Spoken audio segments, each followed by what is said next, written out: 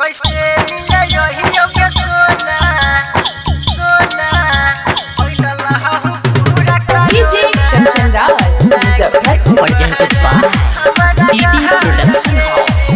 Sakri। कैसे मिले यही के सोना होइला हु पूरा करोना कैसे मिले यही के सोना होइला हु पूरा करोना लागई हो बहरा हमारा डहर गे लॉकडाउन के लगहु मोदी सरकार इहे सोची सोची हमर फटै हो कपार लॉकडाउन के लगहु मोदी सरकार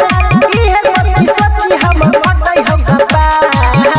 कैसे मिले यही के सोना होइला हु पूरा करोना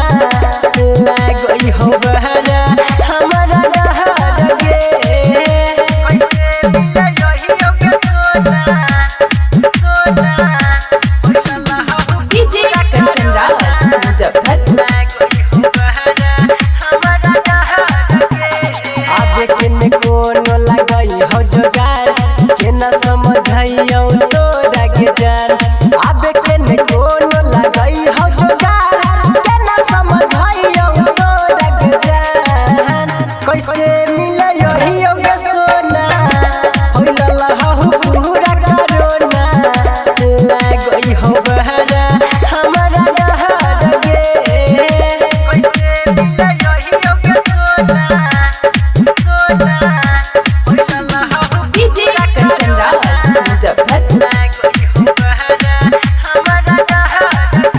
कोरोना से भेल छै पूरा बर्बाद घर से निकले दै छै सरकार